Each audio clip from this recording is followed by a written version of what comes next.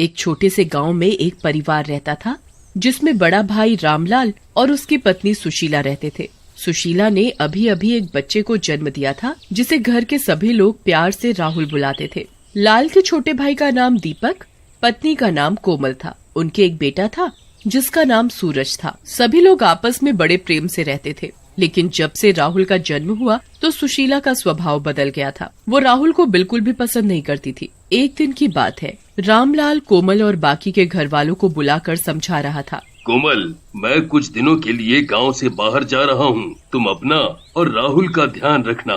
मैं थोड़े ही दिनों में आ जाऊंगा। और दीपक, मैं तुम पर पूरे घर की जिम्मेदारी छोड़कर जा रहा हूँ। मुझे उम्मीद है कि तुम उसे अच्छे से निभाओगे। जी भैया, आप निश्चिंत होकर जाइए।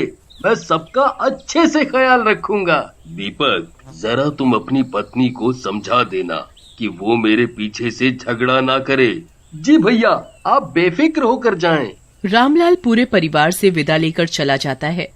मेरी तो इस घर में कोई कदर ही नहीं है। मुझे तो जो कोई आता है वो ही सुनाकर चला जाता है। तुम बाज नहीं आओगी अपनी हरकतों से।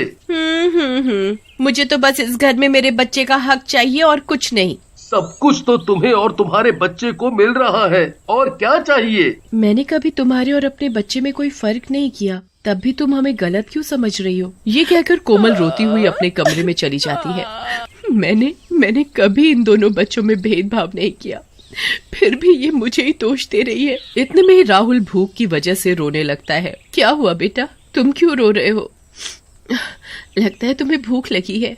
मैं अभी तुम्हारे लिए दूध बनाकर लाती हूँ। कोमल राहुल के लिए रसोई में से दूध लेने चली जाती है तो वो देखती है, अरे ये क्या, बर्तन में तो दूध ही नहीं है। सुबह ही तो इतना सारा मंगाया था, फिर कहाँ गया? कोमल सुशीला के कमरे में जाकर पूछती है, सुशीला, आज सुबह ही तो मैंने दूध मंगाया था, फिर दूध कहाँ गया? अब मुझे क्या पता, आपने ही राहुल को पिला दिया होगा और नाम मुझ पर लगा रही हो। नहीं, वो तो मैं ऐसे ही पूछ रही थी।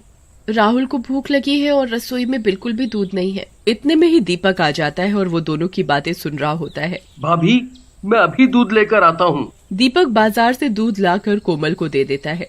उधर राहुल का भी भूख के मारे रो रो कर बुरा हाल था। कोमल जल्दी से दूध बनाकर राहुल को पिला देती है और दूध पीते ही राहुल सो जाता है। भैया के जाते ही तुमने अपने रंग दिखाने शुरू कर दिए।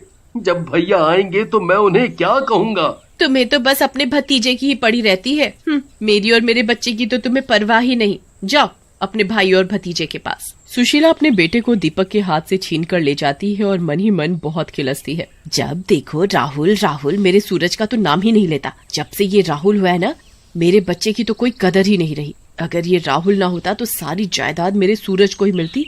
पर अब मैं इन्हें ऐसा सबक सिखाऊंगी कि जिंदगी भर याद रखेंगे। पर ऐसा क्या करूं कि सांप भी मर जाए और लाठी भी ना टूटे। हाँ, ये ठीक रहेगा। आज रात को ही मैं ये काम करूंगी। आधी रात को जब घर के सभी लोग सो रहे होते हैं तो सुशीला कोमल के कमरे में जाकर देखती है।